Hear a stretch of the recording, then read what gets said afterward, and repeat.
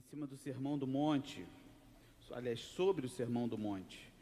E nós vamos ler hoje Mateus capítulo 6, versículo 9. Mateus capítulo 6, versículo 9. E nós só vamos ler a primeira parte desse texto. Nós vamos parar no meio do caminho. Mas antes da gente ler essa passagem, eu queria convidar você a orar. Feche seus olhos, baixa a cabeça. Pedir para o pastor Denilton vir fazer essa oração nesse momento. Cadê o microfone? Está com quem o microfone? Está ali com o Fabrício. Pastor, ora aí. Fica à vontade. Se o senhor quiser, pode subir, pode descer. O senhor que manda aqui. É porque não tem ninguém lá na técnica. Tem que abrir o som lá. Pode orar, pastor, ora aí. Amém. Senhor nosso Deus, nosso Pai, nós queremos te louvar nesta manhã, Deus, pelo privilégio de poder estar. Obrigado, Senhor. Juntamente com, Deus, os nossos irmãos. Obrigado, Senhor. A tua palavra diz em João 15, Senhor, no versículo 5, que sem ti nada somos e que nada podemos É fazer. verdade, Senhor. Reconhecemos essa palavra, Senhor, e a nossa dependência, Senhor, está em ti. Amém. Jesus. Apresentamos, ó Pai, cada membro, cada família representada aqui nesta manhã. Colocamos a vida do teu servo, Senhor, que está com a incumbência de trazer a mensagem, a palavra do Senhor. Amém. A tua palavra diz em Jeremias, no capítulo 1, versículo 12, que a tua palavra não volta vazia, Senhor. Senhor. Que ela, Senhor, o Senhor cumpre sobre a tua palavra. Amém, a tua Jesus. palavra, ela é cumprida, Senhor. Isaías vai dizer, Senhor, que, ó Deus, a tua palavra, Senhor, ela cumpre o teu propósito. É verdade. E nós queremos, nesta manhã, apresentar cada coração, Amém, cada Senhor. mente, cada interior, Senhor. Nós não vamos ouvir agora o que nós queremos, mas aquilo que o Senhor reservou É verdade. para nós como filhos do Fala o Senhor. nosso coração. Espírito Santo de Deus, Tu tens a primazia nas nossas verdade, vidas, tem liberdade, no nosso meio, em cada coração. Amém. E apresentamos, ó Deus, o momento da Tua palavra, apresentamos, ó Deus, no nome de Jesus, tudo aquilo que vai ser colocado diante de Ti, tudo aquilo que já foi feito, como Teu servo orou, Senhor. Nós cremos pela fé que o Senhor recebeu o nosso louvor, Jesus. a nossa adoração. Agora nós tranquilizamos o nosso coração e queremos receber o bálsamo do Senhor. Amém. Nós oramos, repreendemos tudo que não chama Deus, tudo que não vem do Teu Espírito, tudo aquilo que não vem Em nome do de Senhor, Jesus. nós anulamos, cancelamos no mundo espiritual, no nome de Jesus, e que o Espírito Santo tenha liberdade Amém, para Jesus. falar no nosso meio, nos nossos corações, no nome de Cristo Jesus. Amém, Amém. e amém. Deus abençoe. Obrigado, meu irmão. Deus abençoe. Você já abriu a sua Bíblia? Se você tiver sem Bíblia, é só levantar a mão, que a Rosane leva uma Bíblia para você. Fernando aqui, mas aqui, ó, Fabrício já trouxe, mas traz aqui. Mais alguém precisa de Bíblia? Na minha Bíblia aqui, que é igual a de vocês, está na página 957. Mateus, capítulo 6, versículo 9. Mais alguém aí precisa? O Fabrício emprestou a dele. Ele foi lá pegar. Mateus, capítulo 6, versículo 9, página 957.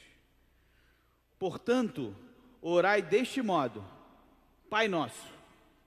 Parou.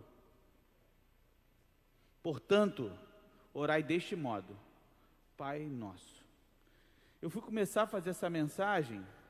Olha que interessante, Alex. Estava até conversando com a Lu, eu queria seguir o texto, eu não conseguia, Fabrício. Eu ficava no Pai Nosso. Eu ficava só no Pai Nosso. Eu não conseguia. Eu queria tanta coisa para falar. E eu falei, não, vou ficar hoje só no Pai Nosso. Só no Pai Nosso. Semana passada a gente aprendeu 3 coisas sobre a oração. 3 coisas fundamentais sobre a oração. A primeira delas é que quem conhece a Jesus, conversa com Ele. A segunda foi que na oração eu não sou o centro, Ele é. Em terceiro lugar, e aí eu aprendo, quando Ele é o centro, orar é menos eu e mais Ele. Eu acho que o meu microfone está com algum efeito, não está não? Ou está normal? Está normal? Beleza. E em terceiro lugar, a gente aprendeu que a oração que Deus ouve é a oração que vem do coração. A gente até citou o exemplo da Camila aqui orando semana passada. Que a oração que Deus ouve é a oração do coração. Mais do que isso, a gente aprendeu que Deus não ouve oração. Ele vê a oração. Porque lá no versículo 6, do capítulo 6 também diz: mas tu, quando orares, entra no teu quarto e, fechando a porta, ora ao teu pai que está em secreto, e teu pai que vê o que é secreto te recompensará. Então Deus não ouve, Deus vê a sua oração. E hoje a gente começa a analisar a oração mais famosa da história da humanidade. Desde o crente mais fervoroso até o ateu mais convicto, mais cético, conhece a oração do Pai Nosso. Mas uma coisa é muito importante a gente frisar, que apesar de muita gente conhecer a oração do Pai Nosso, poucas pessoas conhecem o Pai da oração do Pai Nosso. E essa oração talvez comece com a palavra mais difícil de ser dita e compreendida pela maioria de nós. Outro dia eu estava assistindo o filme A Cabana, com a Ana Lua. Ela não tinha assistido, porque eu tenho umas brincadeiras muito saudáveis com as minhas filhas, né? Então, por exemplo, eu estou em algum lugar e a Ana Luísa sai de perto de mim, aí eu falo: minha filha, vem cá, cuidado com a cabana. Né? Quem conhece o filme ou o livro sabe que a criança some. Então, é uma brincadeira sadia que eu faço com a minha filha. Ótimo, né? A psicóloga falando: você só está traumatizando a sua filha. E um dia ela falou: mas por que você fala cabana? Eu falei: então senta aqui que você vai ver o filme. E aí ela foi assistir o filme, né? Comigo. E é interessante que uma parte do filme me chamou muito a atenção. Foi quando Deus aparece ao pai da menina, o Mac, o nome dele, Mackenzie, e ele aparece em forma de uma mulher negra. E ele diz para ela: como você é o pai se você é uma mulher? E ela responde, aí Deus responde para ele: claro, achei que se você me visse como uma figura paterna, você não me entenderia corretamente. Ela está dizendo isso para ele porque o personagem principal teve um pai alcoólatra, espancador, que batia nele e na sua mãe e que o marcou profundamente com traumas e abusos. Então, chamar Deus de pai para ele era uma dificuldade. O livro é uma ficção e deu origem a um filme. Mas uma coisa nós temos que concordar, mesmo que você não goste do filme, mesmo que você não goste do livro, é que muitos de nós temos dificuldade de chamar Deus de pai. Jesus é o primeiro na história a chamar Deus de pai. Ninguém chamava Deus de pai. Mais do que isso, ele não chama de pai, ele chama de Abba. E Abba é a primeira palavra que uma criança, nos tempos de Jesus, aprendia a falar. Abba é como papa, como pá, como... Não chega a ser paizinho, porque paizinho é mais construído, entendeu? Mas é a primeira expressão de fala de uma criança para quem está para ela. O correspondente a isso, para a figura materna, é ima. Ou mamã, mã. Quem tem filha, sabe o que eu estou falando. E olha que interessante, Jesus nos ensina a orar, e ele nos convida para um nível mais profundo de dependência e intimidade. Quando Jesus nos ensina a orar, ele nos convida para um nível mais profundo de dependência e intimidade. Eu confesso a vocês que para mim sempre foi muito estranho chamar Deus de pai. Porque meu pai sempre foi muito distante, meu pai sempre foi muito ausente, e meu pai sempre foi muito rude. Então eu aos 12 anos, eu perdi o convívio com meu pai, e nunca mais tive proximidade com ele. E como eu não tive pai, eu vivi procurando uma figura paterna. Homens que pudessem suprir essa ausência. Ser essa referência. Por exemplo, o meu primeiro pastor Elias, lá da Igreja Assembleia de Deus, do Camboatá. Em certa medida, eu lembro de me referir a ele e de ter nele uma referência masculina, paterna. Transferia para ele, Flavinha. Depois eu lembro isso com meu irmão mais velho, na minha adolescência, meu irmão que eu amo muito, Gemuel. Depois o meu padrasto, Luiz, que para mim é como um pai. Tivemos uma convivência de apenas 10 anos, mas ele teve uma influência profunda sobre mim. Todos eles cumpriram, em certa medida, o papel na minha vida de pai. Só que não. Porque eles não eram meu pai. Então, como chamar Deus de alguém presente, de amigo, de amoroso? Chamar de pai, se eu não tinha um pai, se eu não tive um pai que representasse isso? Era algo que não fazia sentido para mim. Seria mais fácil falar mãe. Porque diferente do meu pai, ela era cuidadora, ela é amorosa, ela é presente. Para mim seria muito mais fácil. Talvez para você também. Talvez essa não seja só a minha história, essa talvez seja a sua história também. Talvez essa seja a sua história que está me assistindo agora. E isso me influenciou demais, a maneira como eu oro. Porque sempre foi difícil para mim, né? Para eu orar, né? Não para mim orar, para eu orar. Porque eu nunca tive pai para cuidar de mim, para estar junto comigo, a quem pedir ajuda. Um pai para resolver os meus problemas. Um pai que eu tinha absoluta certeza que estava lá para mim. Acontecesse o que acontecesse. Um pai que jamais me deixaria de amar com um amor incondicional. Então, me dirigir a Deus como pai era difícil demais, porque eu não conhecia essa pessoa. Essa pessoa não existiu para mim. Não tinha um real significado disso. E por muito tempo eu vivia esse conflito. E eu me lembro que em um determinado momento da minha vida, eu orando a Deus, falando sobre isso, sobre não ter pai. E acredite você ou não, Deus falou comigo. Porque Deus fala, né? Não sei se vocês sabem. Deus fala. Deus fala, né, pastor? E Deus falou comigo algo que me marcou para o resto da vida. Ele disse: Alex, eu ouvi exatamente assim, Fabrício. Eu ouvi exatamente isso. Alex, você não precisa de uma referência paterna para entender que eu sou o total amor. Que eu sou o total cuidado e presença sempre constante na sua vida. Alex, eu sou o teu pai. Eu sou a sua referência paterna.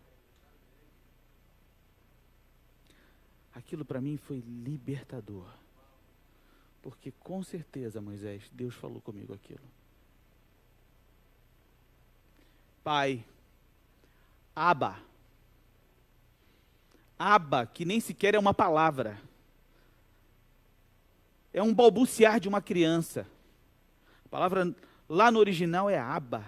É a criança que está aprendendo a falar. É a criança que ela não fala. Ela não entende o que está acontecendo. Ela não articula linguagem. Ela não tem conceitos. Ela não tem códigos. Ela não tem um mundo estruturado na sua mente. Não tem uma cosmovisão. Ela só balbucia. Abba. Abba não é pai. Abba não é paizinho.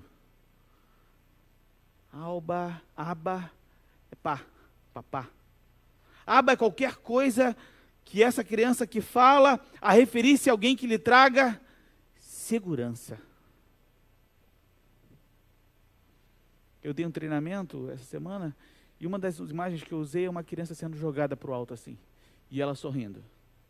Eu brinco assim com a Ana Luísa, jogando, esse é o meu jeito doce de brincar, né? Jogar a criança para o alto e ela saber que vai ter alguém para segurá-la. Abba é qualquer coisa que traga segurança, afeto para essa criança. E o que Jesus nos ensina é que ser cristão é conhecer Jesus, é perceber Deus como Abba. E há um segredo aqui nessa expressão, mais do que especial.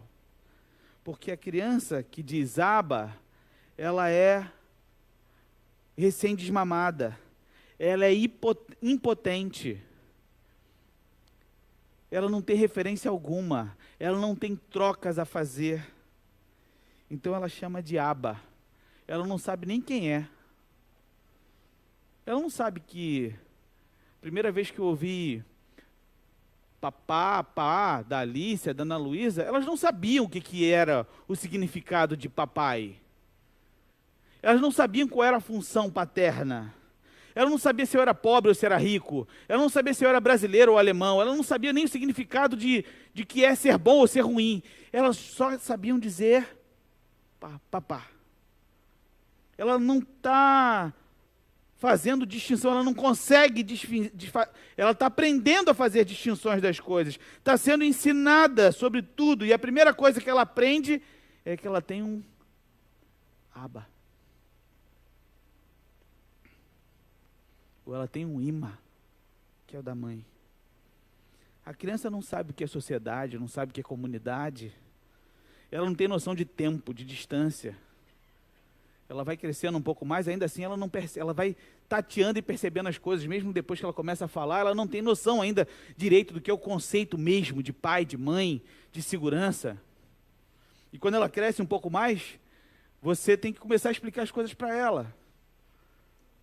Por exemplo, quem é pai, quem é mãe aqui, quem nunca ouviu, pai, falta quanto?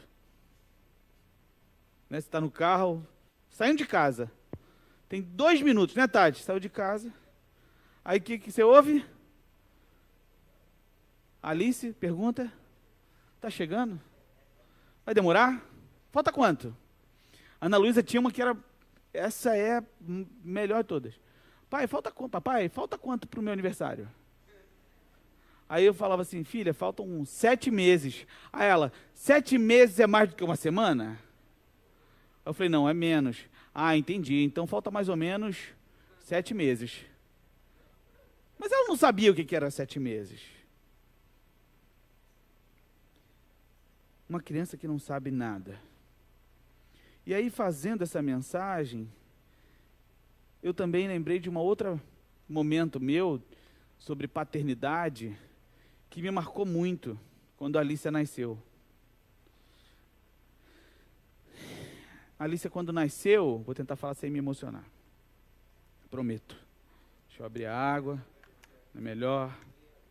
A aguinha ajuda, né, para essas coisas. Até porque a gente é presbiteriano, não pode emocionar muito, não. Pode me parecer, mas a gente é. A Alicia, quando nasceu, ela não pegava o peito de jeito nenhum. Ela não mamava de jeito nenhum. E ela nasceu 8 horas da manhã. E isso já era 10 da noite. 10 e meia da noite.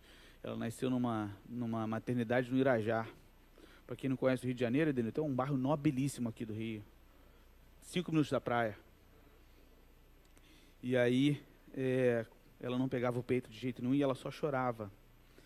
E aí a enfermeira entra e fala assim, não, ela podia tomar NAN, né? NAN eu não sei o que é um negócio, é uma fórmula para ela. Só que essa maternidade, com uma grande infraestrutura, não tinha NAN. E aí, enfim, já estava 10 e meia da noite, 11 horas, talvez até um pouco mais tarde que isso, não tinha como sair para comprar NAN. E eu me lembro que eu peguei ela no colo e comecei a andar no quarto cantando, né? E ela chorava, mas ela chorava muito. E eu comecei a cantar. Eu comecei a cantar músicas, hinos. E eu tenho um dom para composições. Fernanda, essa você não sabe. Você não sabe. E esse é um mistério. É um rolo que desenrola. E eu comecei a cantar uma música que a gente canta para ela em todos os aniversários. Porque ela fluiu, a música fluiu. A música é mais ou menos assim. Alice é a coisa mais linda que o papai já teve na vida. Ela vale mais do que o ouro. Ela é o meu tesouro. É a Alicia. Coisa linda.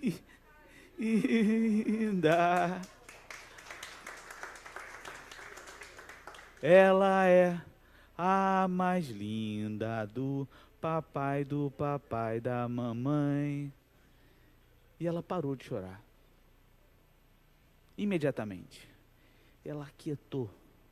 E toda vez que a Alicia chorava, eu pegava ela no colo e cantava. E eu não sei como. Pastor, uma unção do céu descia. Você já percebeu que eu não tenho a vocação para o canto. A música não tem grandes complexidades. Exato! É tipo, para! Tá bom, entendi, já vou dormir. Mas sabe o que é interessante? É que ela não sabia o que eu estava cantando, ela não tinha noção do significado daquelas palavras, ela não sabia onde ela estava, ela não tinha noção do que estava acontecendo, mas uma coisa trazia aconchego e segurança para o pequeno coração da minha filha. Ela estava nos braços do Abba dela. Mas o Abba que Jesus nos apresenta é algo que nenhum de nós sequer consegue chegar perto. Ele é o nosso Pai. Ele é aquele que faz bem a todos, a maus e bons, que não precisa de reconhecimento. O Abba tem filhos em todos os lugares, onde a gente menos imagina, de todas as caras, de todos os jeitos. O Abba ama até aqueles que o odeiam. Porque o Senhor, Ele é assim. Ele ama a gente até quando a gente não está o amando. Esse é o Abba. E por que eu estou falando tudo isso? Aliás, o que tudo isso tem a ver com a gente hoje? Tem tudo a ver com a gente. Porque o Senhor nos trouxe aqui hoje para dizer para mim e para você que Ele é o nosso Abba. Mesmo para você que não acredita que seja possível ser amado por Deus, por tudo que você já fez, por tudo que você é, por tudo que você já passou, Ele está dizendo para você hoje que Ele é o seu Abba. Preste atenção aqui em mim, por favor. Lá no Evangelho de Jesus, segundo escreveu Lucas, no capítulo 18, Mateus, Marcos, Lucas, olha aí, abre aí. Conta a história, duas histórias muito interessantes. Uma delas é do jovem rico. O jovem rico. Conta lá. Lá a partir do versículo 18, capítulo 18, versículo 18. É o jovem rico, ele vem até Jesus perguntando o que ele deve fazer para herdar a vida eterna. Essa é a pergunta dele, o dilema dele é esse. Ele diz que ele chama Deus de bom, aí ele diz que conhece, ele fala com... porque Jesus responde, ninguém é bom a não ser um Deus, a não ser um que é Deus, sabes os mandamentos. Ele pergunta como se herdar a vida eterna, no versículo 18. Aí ele diz, o homem disse, tenho obedecido a todas essas coisas, porque Jesus vai falando sobre a lei, ele diz, eu obedeci todas essas coisas. Aí depois Jesus diz para ele, vende todos os teus bens, e ele sai triste. Mas olha que interessante, porque ele quer ser o centro da história. Ele diz, eu faço. Como é que eu faço? Ele, na verdade, ele não tinha dúvida alguma. Ele só queria mostrar para Jesus o quanto ele era bom. Ele queria mostrar as suas credenciais religiosas. Depois você lê o texto com calma. E ao mesmo tempo, no mesmo texto, que mostra alguém que quer demonstrar as suas credenciais religiosas, tem um outro grupo. E esse grupo, o texto fala um pouquinho antes. É o das crianças. Versículo 15. Traziam também as crianças de colo para que abençoassem, mas ao verem isso, os discípulos os repreendiam.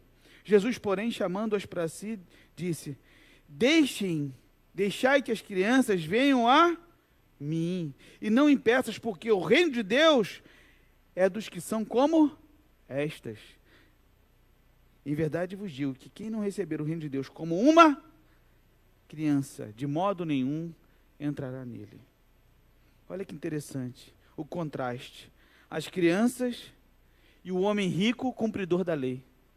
As crianças cumprem a lei? As crianças fizeram alguma coisa de boa para poder chegar para Deus e falar assim, Jesus, olha, como é que eu faço para entrar no céu? Porque eu acho que o céu deve ser legal.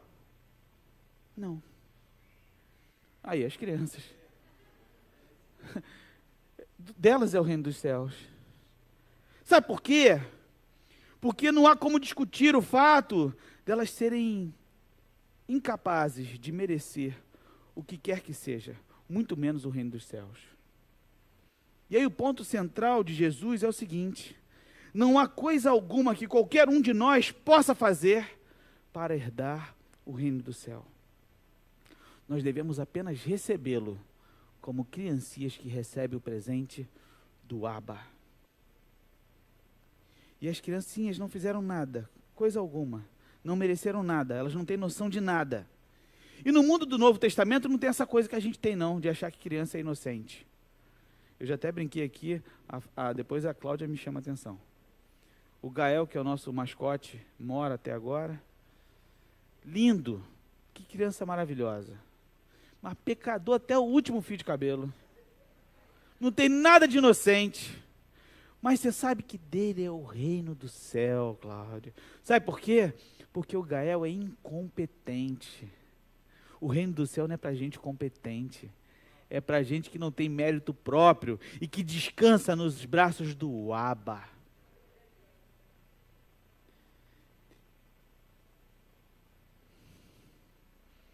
Por isso que Jesus cita as crianças como modelo para mim e para você. Porque elas não têm pretensão nenhuma. Elas não querem agradar ninguém. Elas só querem ser crianças.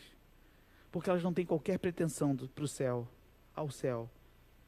E se elas estão mais próximas de Deus é porque elas são incompetentes. Não porque são inocentes. E se recebem alguma coisa, elas só recebem porque tem que ser presente. E elas só têm uma segurança. Em uma coisa. Em Abba. E apóstolo Paulo nos ensina isso, sabia? Apóstolo Paulo nos ensina exatamente isso. Ele diz, porque pela graça sois salvos, mediante a fé. E isto, a fé, não vem de vós, é dom de Deus. Não de obras, para que ninguém se glorie. Eu gosto muito daquela canção, quero ser como criança, te amar pelo que és. Tornar a inocência e acreditar em Ti. O Deus gracioso, encarnado em Jesus Cristo, nos ama. Eu e você vivemos pela graça, como filhos do Abba. Somos amados não por um Deus que pega as pessoas na esquina, que estão aproveitando alguém fazer alguma coisa de errado para dizer, eu vi o que você fez. Aproveitando a nossa fraqueza, o nosso pecado, mas sim um Deus que nos acolhe, que ama pecadores, que os trata, que os transforma, que ama aqueles que não são possíveis de serem amados. Pessoas como eu e você. E faz dela novas criaturas. Mas para eu entender de fato quem é o Abba, essa expressão de mais terno carinho e amor, eu preciso entender uma coisa. Não tem jeito para mim. Eu vou repetir. Para eu entender quem é o Abba, ou o que é Abba, eu preciso entender que não tem jeito para mim. O que isso significa? Significa que só um Deus que resolve amar aquele que é impossível de ser amado, pode dar um jeito naquele que não tem jeito. Por isso Ele é o meu Abba. Eu não tenho pretensão. Ele nos ama. E o convite que Jesus nos faz é chamá-lo de Abba. De papá. De pá.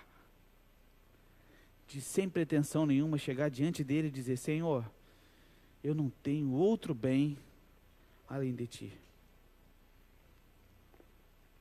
Vocês conhecem a passagem de Abraão no Monte Moriá com o filho dele, Isaque? Todo mundo aqui conhece? Acho que algumas pessoas não conhecem, mas eu vou aqui rapidamente falar sobre ela. Deus promete fazer de Abraão uma grande nação, mas Sara é estéril. Mas o Senhor cumpre a sua promessa e ela engravida Camila aos 91 anos. Ela era impossível por dois motivos, porque ela era estéril, e segundo motivo, porque ela já era muito idosa. Ela não podia mais engravidar, era impossível. Abraão já tinha 100. Dizem, nos manuscritos do Mar Morto, que existia uma garrafada do Monte Sinai. Enfim. E aí, que levanta até defunto, se é que você me entende. E aí Deus, depois de cumprir a sua promessa, nasce Isaac, e o Senhor chega para Abraão e diz: Abraão, eu quero que você sacrifique Isaac. E isso era comum, existia o sacrifício de filhos, né? Naquele tempo, não para o nosso Deus, não para Jeová, Yahvé, mas os deuses pagãos exigiam o sacrifício de filhos. Isaac, sem titubear, pega o menino e vai até o Monte Moriá, onde Deus mandou ele ir, e o menino no meio do caminho fala: pai. Aí ele responde: sim, meu filho, está tudo aqui, tem a pedra, tem o fogo, tem a lenha, mas cadê o cordeiro para o sacrifício? Abraão responde: filho, Deus vai providenciar o cordeiro para a oferta. E eles continuam caminhando. E aí finalmente chegam no lugar indicado, Abraão monta o altar, arrumou a lenha, acende o fogo, e o pôs sobre a lenha, e em seguida com uma faca, estende a mão para matar Isaque. E quando ele vai imolar o seu filho, o anjo grita: Abraão!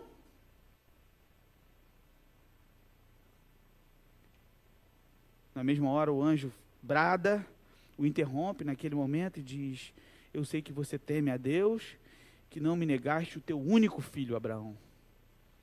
Que alívio, né, gente? Ufa! Para quem não conhecia essa história, é uma história dramática. A gente se sente aliviado. Brennan Manning fala, né? A gente se sente aliviado quando a mão de Abraão é detida pelo anjo e o sacrifício não acontece, não é verdade? Mas a gente esquece que na cruz nenhum anjo interveio. Na cruz do Calvário, o sacrifício foi levado a cabo e o coração de Deus foi partido.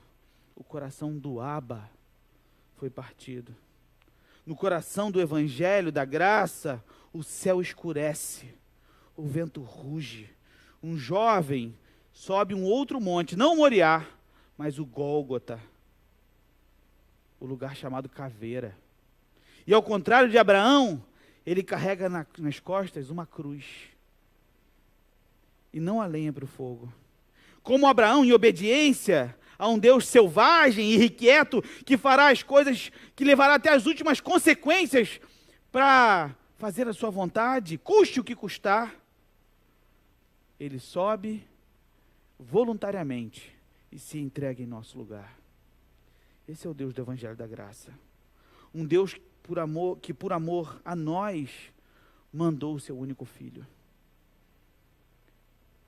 Que é o Deus encarnado, que nasceu, viveu, caiu, chorou, tropeçou,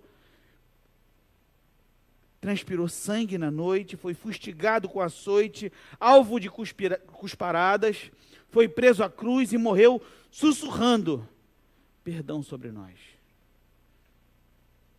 Sabe por quê? Porque Deus estava em Cristo, reconciliando consigo mesmo o mundo. Chamar Deus de Abba significa que você quer Deus e mais nada. Brennan Manning, no Evangelho Maltrapilho, nos diz o seguinte: Jesus nos convida a nos tornarmos como criancinhas, a engatearmos para dentro dos braços de Abba e deixar que Ele nos ame. Até hoje, até escrever essa mensagem, eu achava que eu era um bom pai, que eu era uma boa referência para as minhas filhas, que eu poderia ajudar a Alicia e a Ana Lu a entenderem melhor Deus e a chamá-lo de pai. Mas aí Deus me trouxe uma coisa muito interessante. Ele disse para mim: da mesma forma que eu me revelei a você, Alex, dizendo para você que você não precisava de representação paterna nenhuma, de referência paterna nenhuma, eu também vou me representar para as suas filhas. Ele precisa ser a sua referência, a minha referência paterna. Ele é o nosso Abba. Minha oração por você hoje é que você entenda quem é Abba. E o Abba está aqui hoje. Eu quero orar com você. Feche seus olhos, Baixa sua cabeça.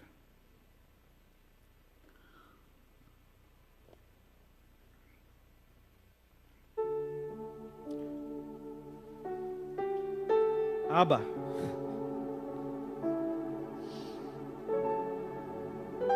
Abba. Tem gente aqui hoje, Senhor, que tem dificuldade de chamar de pai. Que não sabe o que é ter pai. Tem gente aqui hoje que tem dificuldade de chamar mãe de mãe. Que não sabe o que é carinho, que não sabe o que é amor. Que não sabe o que é cuidado. Por isso tem dificuldade de entender que tu és completamente amor, que tu és completamente cuidado. Abba, Ima, se apresenta para esse agora, Senhor. Fala o coração dele, fala o coração dela agora assim: ei, você, eu conheço a tua história. Eu sei o que você passou naquela noite. Eu sei, eu estava lá. Eu conheço. Eu conheço os teus traumas.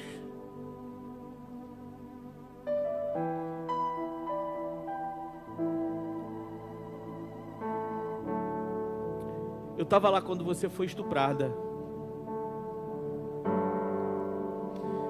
Eu senti a tua dor. Eu estou aqui para te dizer que eu estou para te limpar desse trauma e te lavar com o meu bálsamo suave que cura aquilo que ninguém pode curar, que nenhum remédio pode trazer cura, que nenhum consultório de terapia pode trazer resposta.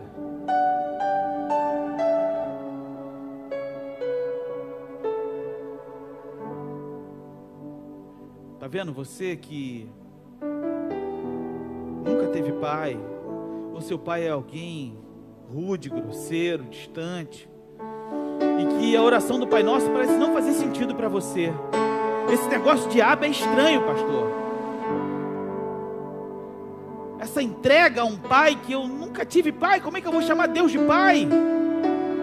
Alguém que me bateu, alguém que me rejeitou, alguém que talvez eu não tenha nem na minha certidão de nascimento. Aí o Senhor está dizendo para você: o que importa não é a tua certidão de nascimento de registro civil, mas sim a de registro do céu, porque eu sou o teu pai, eu sou o teu Abba. Você precisa ser como criança na minha presença. Criança que é incompetente, criança que não tem o que oferecer, que só tem que se jogar nos braços daquele que é totalmente segurança e amor e cuidado, para entender o que é a minha graça, para entender o que é o meu amor, para entender que mesmo que você tenha perdido o pai, mesmo que você sinta a falta dele, o seu pai terreno, eu sou o teu pai que supre todas as tuas necessidades, e até hoje tenho cuidado de ti, e vou sempre cuidar de você, porque eu sou o Abba, e eu estou aqui hoje, e eu te trouxe aqui hoje para dizer para você que eu sou o teu Abba. Quando você falar comigo, se desfaça das orações construídas. Quando você estiver aflito, só diz assim: Abba, que eu vou entender o que está acontecendo. Eu só quero que você entenda que eu sou o teu Abba, o Papá. Eu sou o teu Pai que cuida de você. Senhor Jesus, imprime essas verdades no nosso coração. Dá que o nosso coração saia daqui com a certeza, com a convicção do teu amor e da tua graça sobre nós. Porque tu és o nosso Abba. Em nome de Jesus.